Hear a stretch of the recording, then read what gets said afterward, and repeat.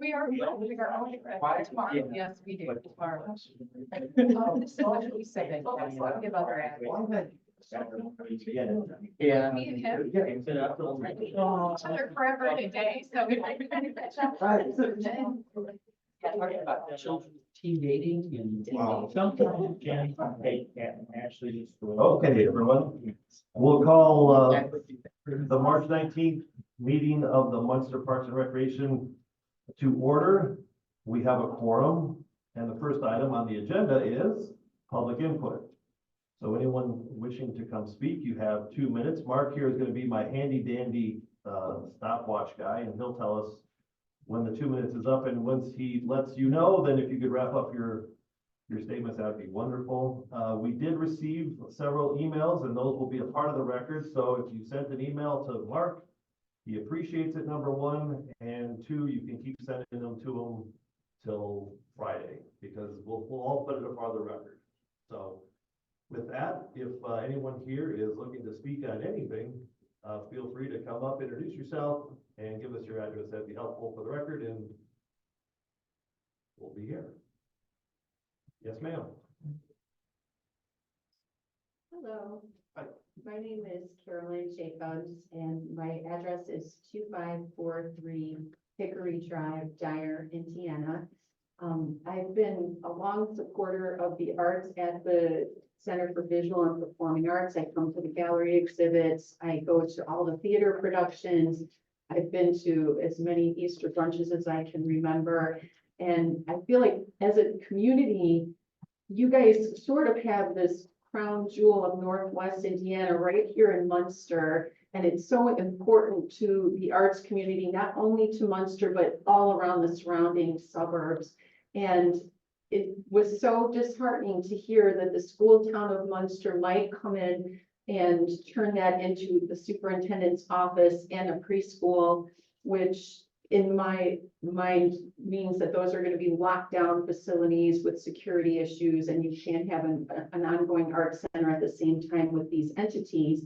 And it also makes the liquor license go away, since the town can't hold a liquor license, or the schools can't hold a liquor license. So the champagne brunches, the weddings, the dinner theater, and the comedy nights all go away, as do many of those revenue streams. You know, the parties and the banquets were supporting a lot of the other arts in that building, as were the weddings and everything that goes on there. So I just came to this group to see if there's a way you all could work with the town of Munster in ways to creatively use that space and also maintain it as the arts hub that it is, because it's so important to just have one place under one roof where the symphony is there, the South Shore Arts Gallery is there, the theater is there, the banquets are there, and everybody that comes into the banquet goes into the gallery, and the people watching the theater go into the gallery. And, you know, it's just this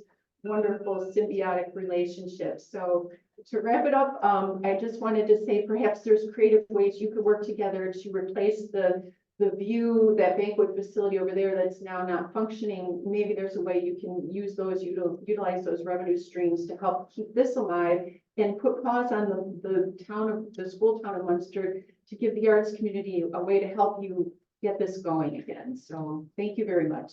Thank you. Sure.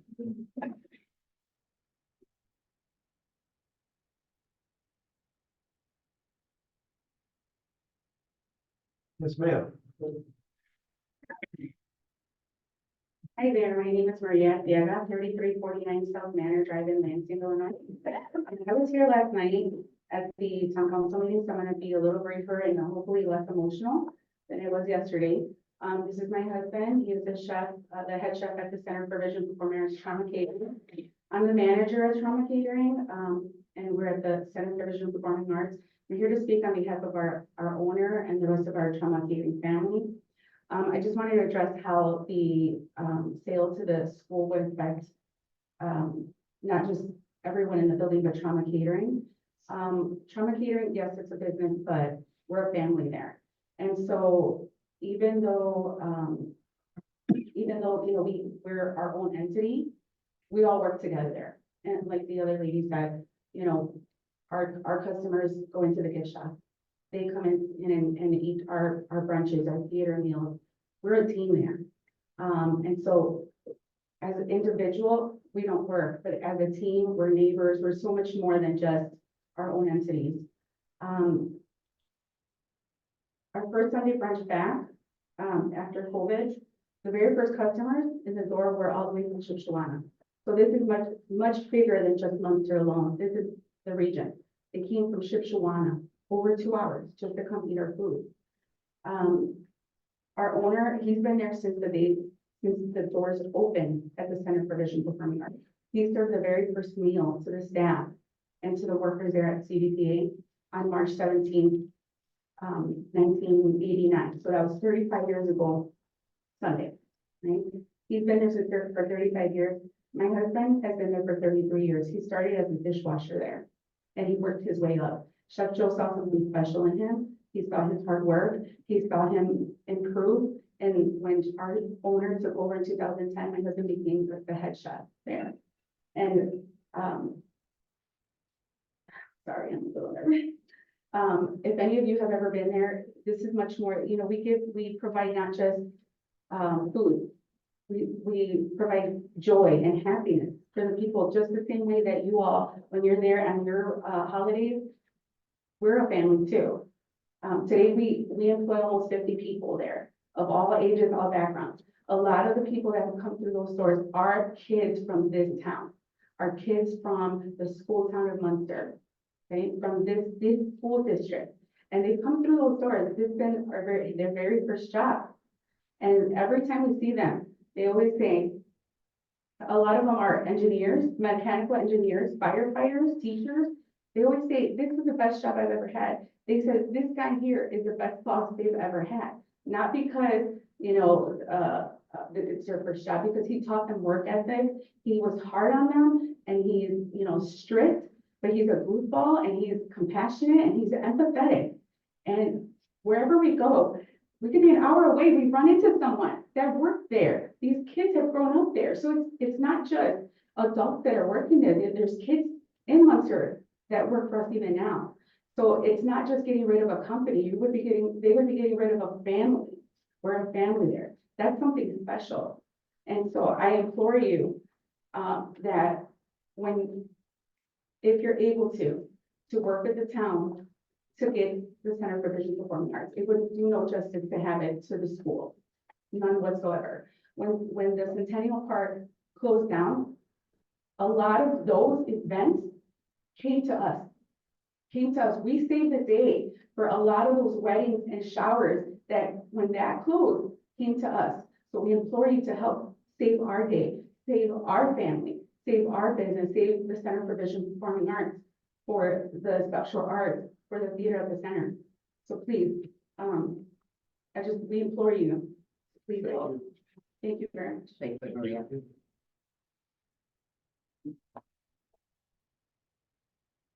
Anyone else?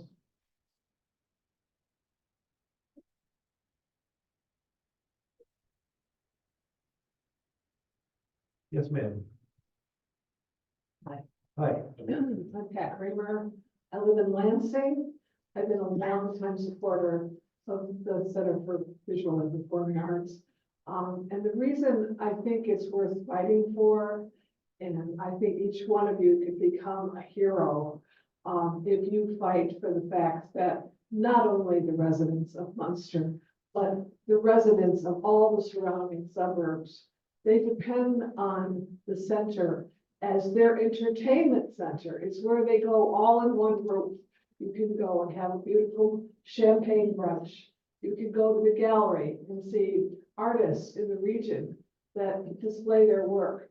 And while you're waiting for the doors of the theater to open and then see the people that are so talented and come from all over the country to perform here in this area, we don't want to return to being a cultural desert, which we were 35 years ago. And so many people depend on you in this area. as the entertainment center. They can park the car under one roof. They can have all of this wonderful entertainment. And we're just asking for you to don't take the easy way out. Please find someone who can make this work and not shut the doors, because that's what will happen. There'll be no liquor license. There'll be locks on the doors. It'll be a lockdown. And that's not what we've had for the last 35 years. We've had this center as our entertainment center. It's just a respite for those of us that live in the area. I live in Lansing, but I live literally 7 minutes away. And I'm just begging you to be our hero and make it work. Thank you. Thank Thank you, Pat.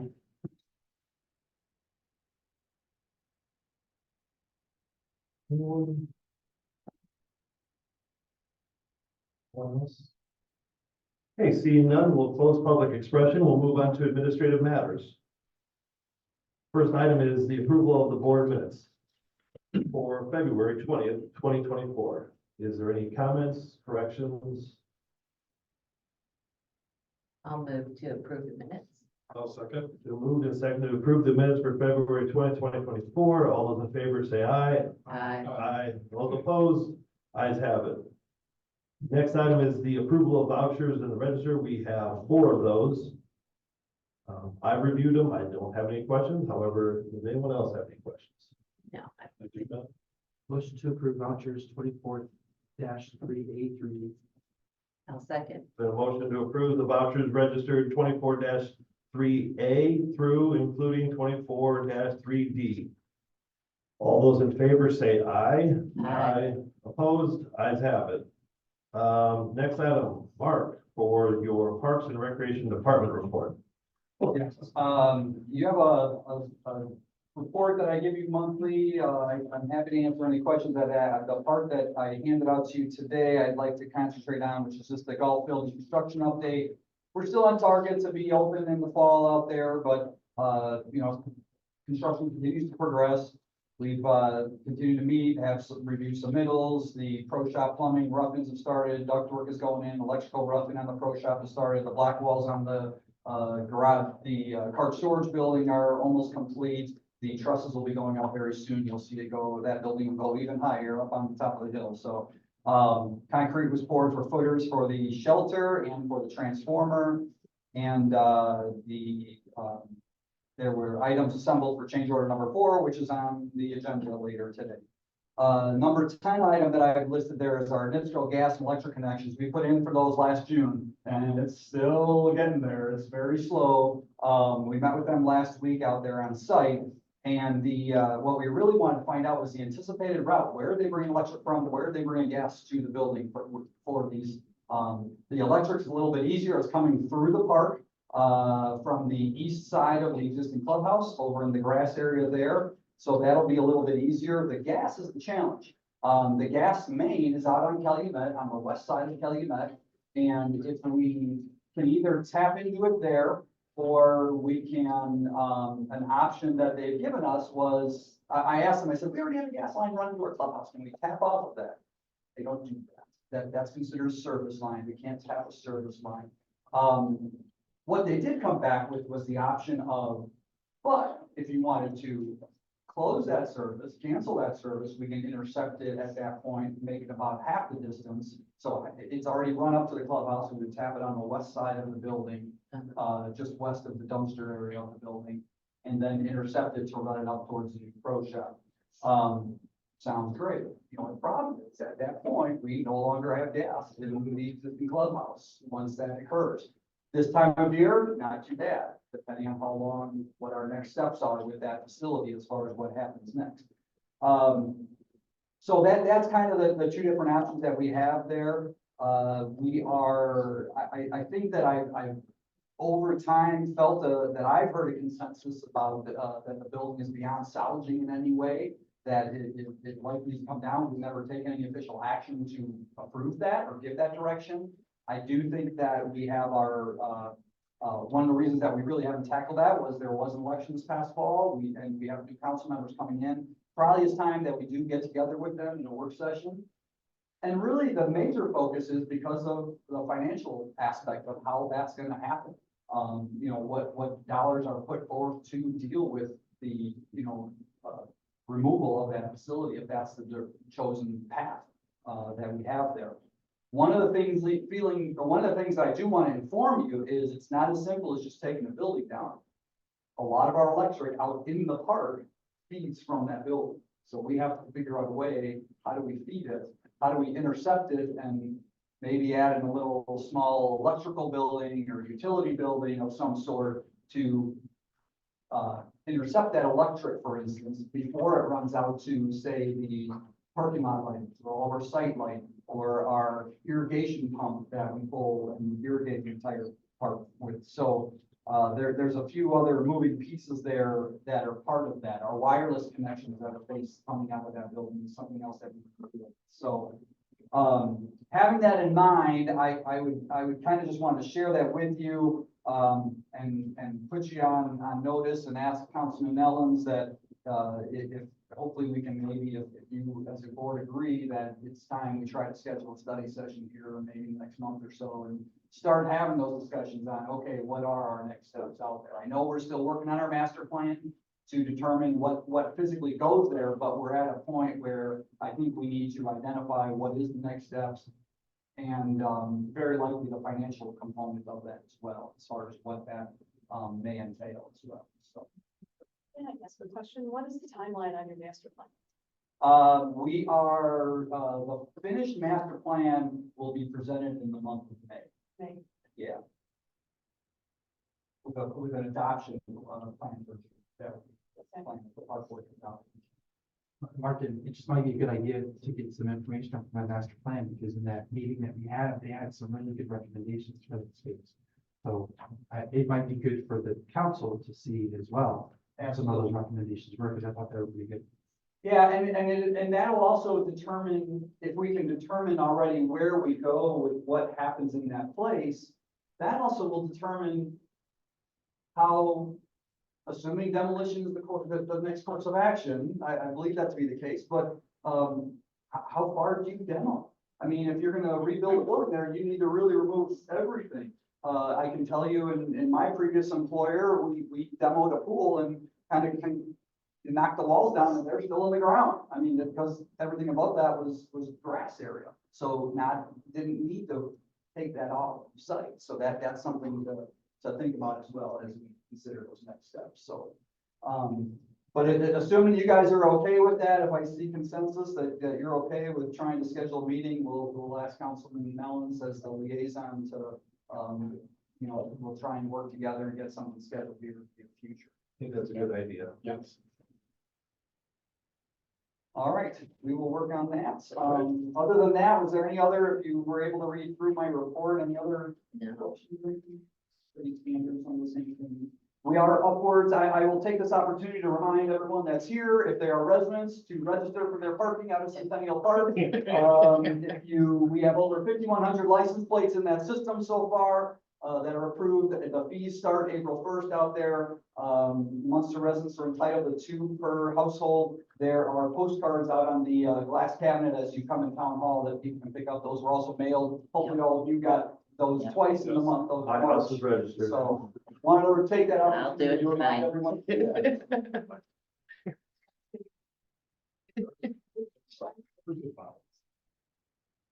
Anything else, Mark, for you? Mark, anything else? I have nothing from my. Anyone else from the board? Any comments? Thank you. Thank you. Next item, town council liaison, council president Nellens, Everything's under control, no official report at this time, and I'll work on getting us scheduled up for a work study. Okay. Good. Thank you. Item for discussion and action, clerk treasurer presentation. Boy, this is gonna be fun, isn't it? Come on, you guys are, first of all, he started talking All you about. numbers people, just get it ready. He's talking about how this clubhouse demolition is gonna cost money, and then you're talking about we're not gonna be fun. My line I was gonna put on here is, we're putting the fun in fund accounting. But now I don't feel very fun at all. Trademark So, that, go right ahead. um, We'll see how exciting these numbers appear to be. all right, well, page 2, is from a comprehensive financial plan that the town of Munster did. And, the blue line shows your revenue, which is a beautiful blue line, and it looks like we're doing quite well, but as you see, in 2020, as you might expect, 2020 park revenue was down, not surprisingly because of COVID and our lack of programs. In 2021, there was a nice uptick, but that was because we supplemented you with ARPA funds. And now that money is just kind of tapering off. So in 2022, that was a projected number. In 2023, I took this straight out of the comprehensive plan. Our goal for not just the park fund, but for all funds is to have a 15% reserve by a cash reserve. And that's mostly for emergencies and that type of thing, to make sure if something comes up, a boiler goes out, a generator goes out, that we have a cash on hand to pay for that. And so that's that page. The next page is a summary of where we are as far as our park fund balances. So the first 4 bars are the last 4 years in the park fund. And you'll see 2020 expected because of COVID, then you got a little boost, it went down. 2023 is a tad higher, but we moved some investment money around there, and that's why it looks a little bit higher. We do have to keep an eye on your revenue income. You have limited sources of revenue. You have property tax, you get some money coming in from miscellaneous revenue, you're getting money in for your programs, so we've really got to keep a close eye on that. The next group of 2 bars are your meter funds, and your meter is a revenue stream, and that fund balance at the end of 2023 is $189,000. So, and that can only be used at Centennial Park. And then your donation, your park donation non-reverting is flat over 4 years. And you'll see your parkland escrow in 2023 is pretty high. And we transferred money there to pay for, that was the settlement, the legal settlement. Insurance. Yes, from, not insurance, but legal money. Yes, to pay for, so we have the funds available to pay for the building on the hill there, the new clubhouse, not clubhouse, the pro shop and the driving range. And then I just added a few other pages that we had done last fall. The budget summary, this shows what we actually spent in 2021, actually spent in 2023. This is based on payroll, operating, and capital expenses. Come on, doesn't this get your heart racing a little bit? You're in capital. You're the crowd. Yeah, we're all thrilled. And so this is where we are, and then our budget for 23 and what we asked for in 2024. Of course, you see in 2023, the ask for capital is higher because of Centennial Park, Pro Shop, and driving range. The following page is just a summary of where you are as far as staffing. I always commend Mark. He does a fine job with a very limited number of staffers. He did ask for a new administrative secretary, which was not added to the salary ordinance in 2023 for 2024. We're aware of that. We are filling the maintainer. You've already filled the maintainer 2 position. As of April 1st. So I like when we can say goal asked, goal set, goal achieved, check. So good work there. And then the final page in this is just when we did the budget last fall, these were every department was asked to present goals for their department. And so this is the goals. I don't know if you all had an opportunity to see these, but this is the goals that the Parks Department brought forward, and fill a vacancy, training for the maintainer 3, add that admin secretary, complete the master plan, which good, we're on track for that just in a few months. Complete a course of action for the landfill generator, which yay, that was settled last month. We love that. move operations into the pro shop, and we'll see that happening at the end of the year, and then update the equipment and vehicles for the replacement schedule, which I'm certain will happen, when we start looking at capital at the end, kind of in the middle of the years when we look at that. So it's just a brief overview of where you are financially.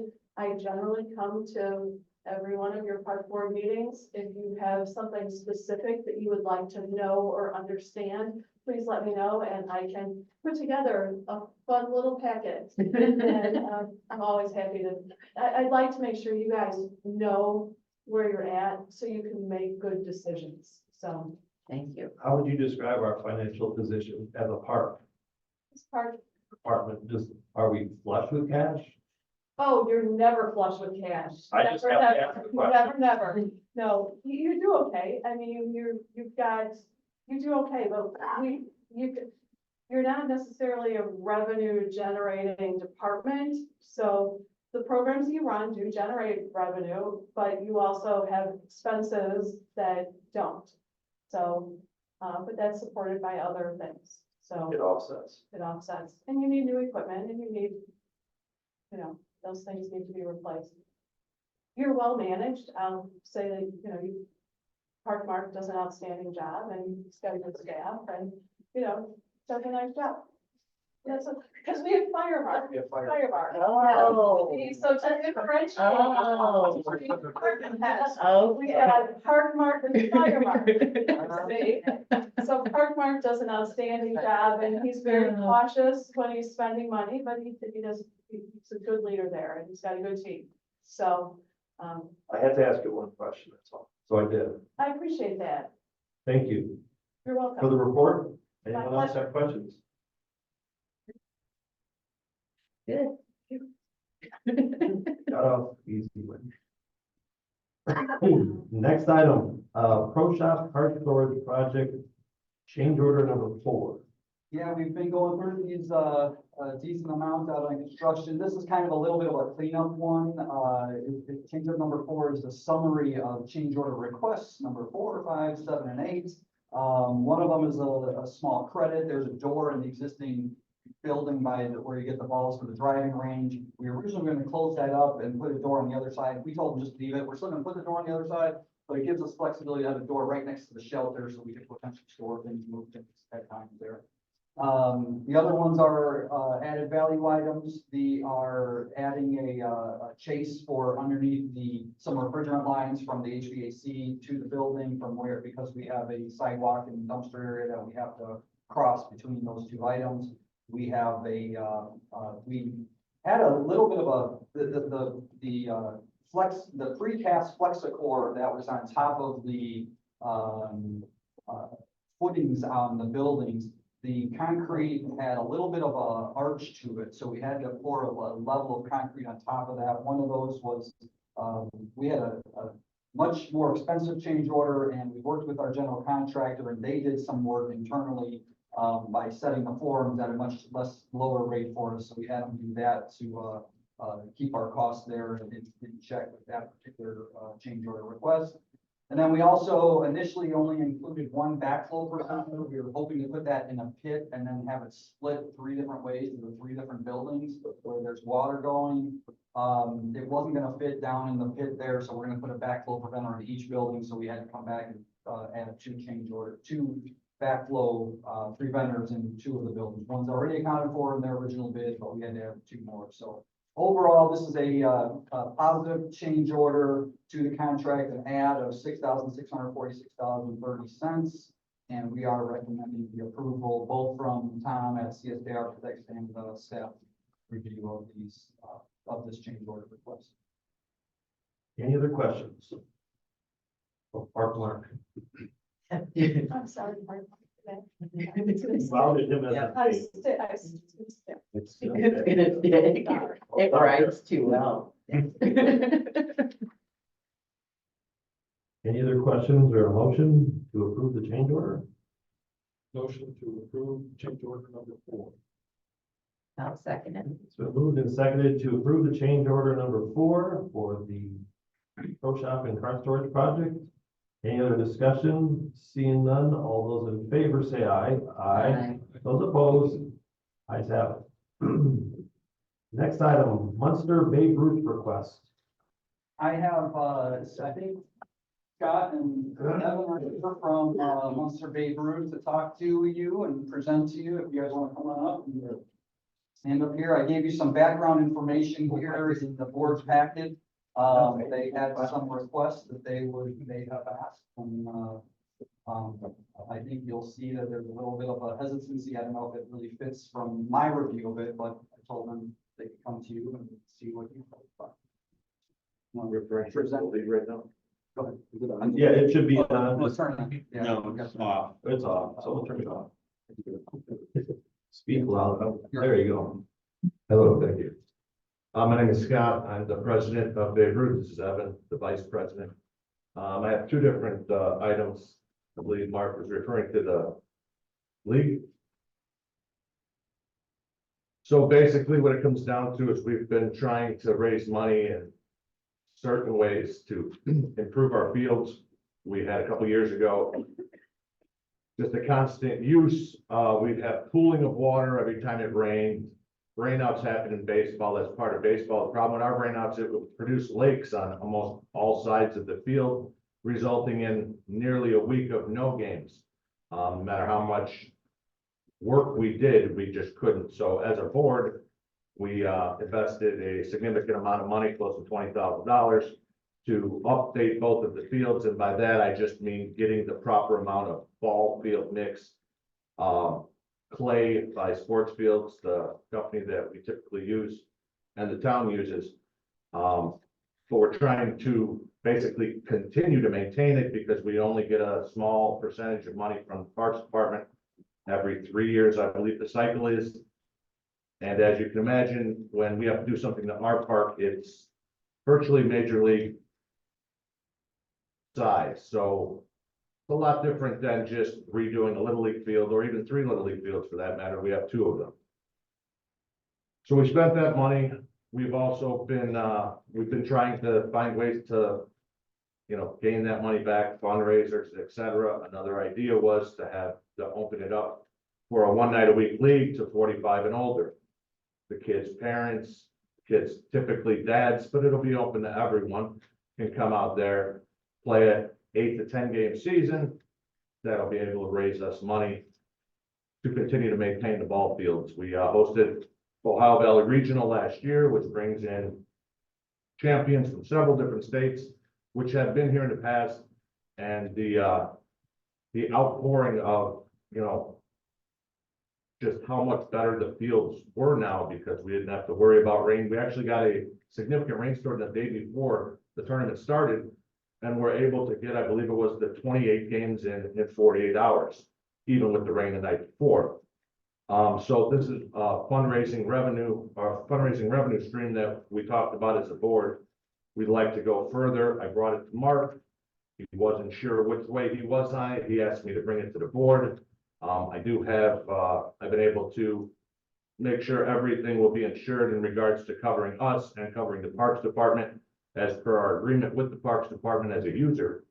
And, we're asking you if you have any other questions, and we're asking permission, I guess, to hold this league this summer to help us, raise the funds to keep maintaining the fields. And just so you're aware, I'll add to what Scott mentioned, we typically try to make some capital investments on the 3 sections of all softball, Little League, and Babe Ruth, and kind of do that in that 3-year rotation. So we're trying to help and continue to update the fields as they need it from time to time. Difficult to do it every year because that becomes an operational cost. To do it every 3 years is more of a capital cost. We have better flexibility with capital funds where we can pull from to be able to do those capital investments. So we are working, Scott just sent the proposal over for some drainage repairs for where they're having standing water right by the dugouts. So that's something we're going to try to look at. Hopefully we can get that funded, depending on how soon the contractor can get out here and do the work. But the 2 main requests that they're bringing is having, they like to run the concession stand and have the potential for having a 45 and older league under their operations on the fields through their permit, through their umbrella of the permit that they have for the year. We did issue athletic field permits. The permit that we've issued for that field is to them, and there's no one else out there. It's basically 7 days a week for all season long out there in Munster. So. As Mike knows, my past life, I was on the Babe Ruth board for, well, from the transition from the old fields to the new fields when they had to shut it down and didn't have ball. So I'm aware of the dugout, flooding issue, and I was in charge of field maintenance, so I completely understand where you're coming from. So I don't know why they put the clay fields out there, but especially as large as they are, it's very difficult to maintain. And that's why we changed that to a different. Yeah, I mean, you probably have to change even probably more as much as what they had out there. Question about the 45 and over league. Alcohol. How are you gonna control that? Well, we'll have board members on duty. This isn't a lease of the field in any way, shape, or form.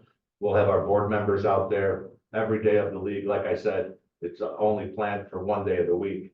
And just like our normal regular season, we'll have multiple board members So policing that. the plan is not to have it be a beer league. And I know that that's probably, I understand, but, and I can also tell you from being a golfer that, you don't sneak beer on the golf course, but somehow they manage things to get out there. So, I mean, that's a liability, that's a big liability issue. I'm not an attorney. We have one here in the audience. For me to say, hey, look, I'm 45. It's bad enough that you're 45 and trying to play baseball, and God bless you if you can. But 45 inebriated and trying to play, baseball, that's sort of a recipe for a bigger disaster. So that's my concern. As far as the concession stand, I wouldn't. Well, we're under contract. Yeah, we're under contract for the concession stand, but as far as the 45, if you can patrol it in some way, manage the hours, I wouldn't be objectionable to it personally, but I don't want it to, if it becomes a beer league, I would have a serious problem with that. Absolutely not. I completely agree. Like I said, we have board members that have volunteered to be out there as they are during the regular season. And No, I understand board members are go out there and. and I think the insurance thing, he already did get a quote from an insurance company. You know, that probably puts that all into consideration. Is this gonna be a regional league or, I'm sorry, Mike, no, we'll try to keep this local as possible, but it's planned for an 8 to 10 game season, depending on umpires, probably Friday nights, just because that opens it up, that it's not a school night. And you the, guys probably aren't playing on Friday nights. correct, and the hope is that the children can come out and, watch their parents attempt to play the game. Not have to go down to the emergency room. Right, Okay, that Mike, as well. I'm sorry. I was just gonna say, I think it's a good idea, as long as you can't address any potential issues with Mr. Repays. Definitely, and we've had a couple issues with parents during the regular season over the years that we have. That's not a surprise. Right, the coffee cups and everything else, sure. I did have a couple of comments on the concession stand and or the contract or what we have experienced with the vendor over the past 3 years, which led us to come to this meeting and discuss it. It's pretty simply and I don't know how to approach this different, the redheaded stepchild. We don't get any service there. Our constant complaints are that it's not manned. And when we tell them it's not manned, they're provided with a schedule. So we're the smallest. I understand they make more money off triple play. They make more money off the pool.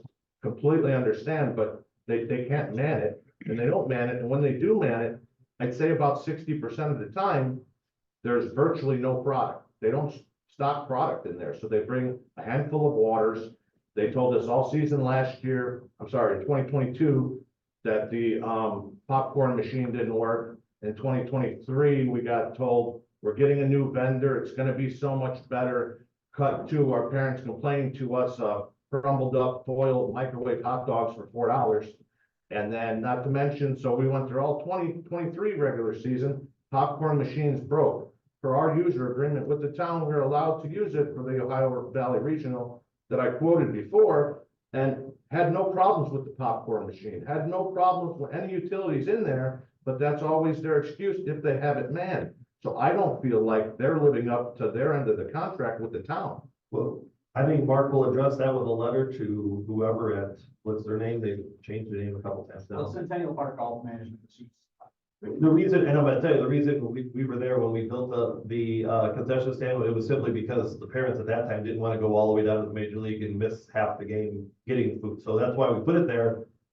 And also to entice the Ohio Valley. So, The irony is, I think we need to address the food situation, and I think we will, and I will imagine if Mark will send them a letter and we'll follow up, because they have to come to us for renewal here sometime very, very soon. yeah, we've been through that a few times. And like I said, there's an excuse every year. And the irony is that you're aware of the agreement that was made. I was there, yeah. Right, we contributed 40,000 to the press box.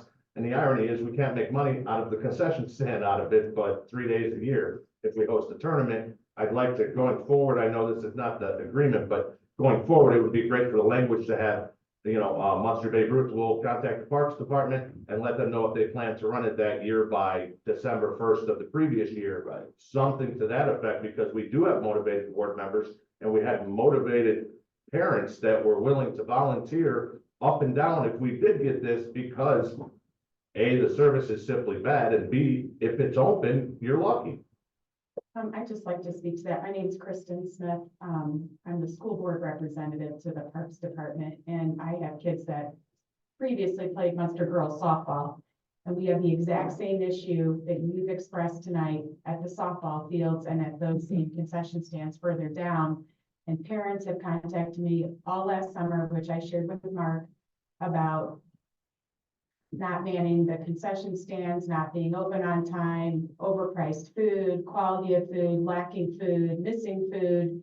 And I talked to Mark about that. I shared with Mark, because I am all over Northwest Indiana with softball myself. Dyer, Crown Point, Valpo Leagues. I've shared all the pricing. I've shared other options that they have done to man this. Personally, I'm in favor of giving Babe Ruth the option to try to do this themselves. Only for this season, and to at least give them a shot at it to see what they can create out of this, because I do think Caleb and the golf entity that manages this is very overwhelmed. And I think it's very difficult for him to not only manage the golf, plus all the concession stands, plus the pool. I don't think it's his fault personally. I think it's just he has a lot under that he's responsible for. And I feel like he's getting a bad rap when he's actually a really good person and really does a good job. But I have expressed the same things to Mark. I have, last summer, parents were finding me anywhere and everywhere to share the exact same sentiments you guys have shared tonight.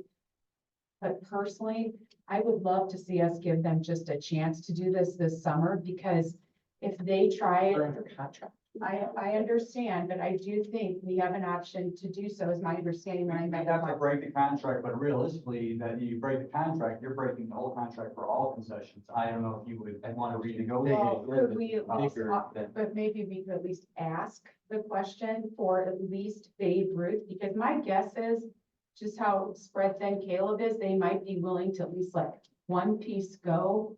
That I think we should at least ask the question, because I think our residents and all of our kids and all the people that use our parks deserve something better. I mean, to charge $6.50 for a hot dog and a drink. I mean, I know the prices are better, which I've seen, and I appreciate Mark. He actually went out, I shared a lot of stuff with him, and he did a very good job of making sure the pricing was a little better, a little more options. But even with that said, I still feel like we should at least, if not this season, at least make the effort to renegotiate at least this piece, to give them a shot at creating an idea that maybe eventually the others could do too, if interested. But I mean, I've heard it, Mark and I have talked about this. We've heard it from, softball, they want to do it themselves, or Little League wants to do it themselves, but then it comes down to volunteers and management, if it's closed, and who's responsible, and the lights and the, all the things. So again, I just would like to see if maybe we could reach out to the company and see if there is an option just to pull this small piece out and just give them an idea if that's an option. I'm gonna try to help this. Can we decide at least, or make a motion for the 45 and over league first? Sorry. And no, you're fine. Here, look, no, concessions have always been an issue. Yes. Like, since I was a kid, you with parents, a lot of volunteers. Now kids don't want to volunteer, and then you can't pay a kid $20 an hour to sit in a hot dog stand. I get it, it's all things, but I mean, for their sake right now, if we can get the 45 league, we'll talk to Caleb and those folks. If we can do it, maybe that's an option, but that we also just had a financial report about income. And I agree, the price is $6.50 for a hot dog. It sounds like it's United Center. It's like, why is a hot dog any better? So if we can, I mean, if you'd accept the option for the 45 and over league first, and then we can look back. You guys have, your league starts when, anyway. And that's depending on weather, probably, that's a tough time. And then we have another meeting April 16th. I know it doesn't give you a whole heck of a lot of time, but if there's something that can be worked out, great. If it can't, you try, maybe you start the fall ball, and you do that. But yeah, it's a constant issue with concession stands. And if anything, we could be a proof of concept, you know, to say if we run it and we are successful with it, then when you go to renegotiate your contract, you could say, we'll let them, you know. My only issue with that is, and I completely support you. Is We're gonna break that them up here pretty soon. talk to somebody here, have me saying this, but I'm just gonna say it. You guys are saying that you have the volunteers today, and I've been on Little League boards and I've done this. And I'm just gonna tell you that I've been the most active board member, and I've seen boards go, you have active and not active. It just does that, and that's just the nature of parent volunteering. So the problem when you have this type of situation is that, yes, we have a contract and it may not be good. We're gonna do the best we can to make it better. But you have, let's say, 2-3 years of running the concession stand, and then 3 years later, now we have nobody. And now we have to go and look for someone to now employ to run the concession stand again. So I completely get that you have fantastic volunteers today, but my issue is that it's today and not. So I would completely support it if there was a long-term plan, but that would be what I would think of is you need a long-term plan. I agree. We have motivated board members for 3 years when we've been contacting the Parks Department and the company itself about this issue. And one of the quotes I can remember from last year after opening day was about the prices. I have to make a 35% margin. That's a pretty good business move. And in my idea, if you can actually sell it. But from what I understand, the contract with the Parks Department is they're getting paid to run it. So on top of a 35% margin, I mean, that's a great business plan if it can have it.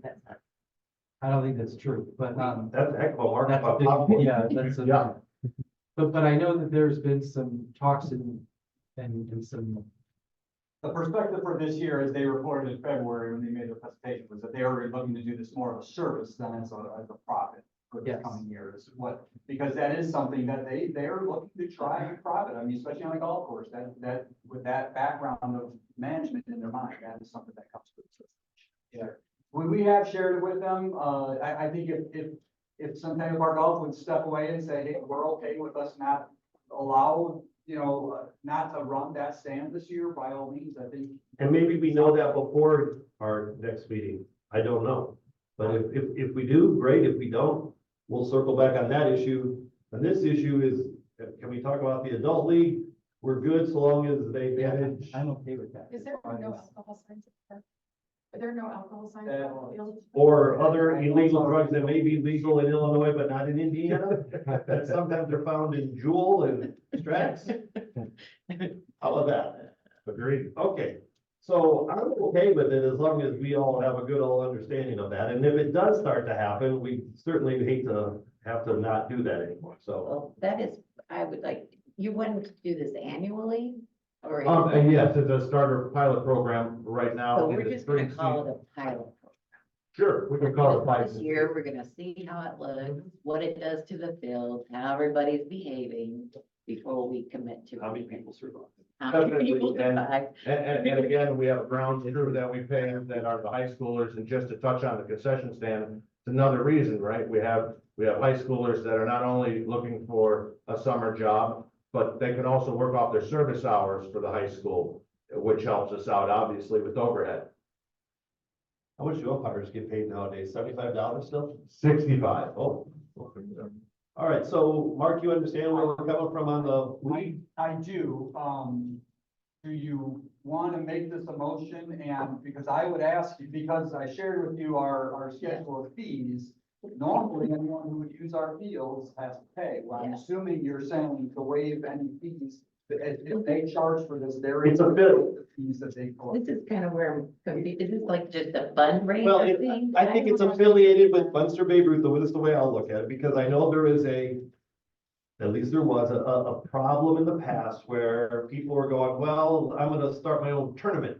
And I'm gonna invite teams from all over the place and we're gonna charge them $500 and give them nice necklaces and trophies. And then I'm gonna keep a bunch of money and without getting anybody's financials here. So we're not into that. We're into, at least it's portrayed to be, this is gonna be a bunch of parents for the most part, maybe some friends, maybe a couple teams. I can't imagine it fielding more than 2 or 3.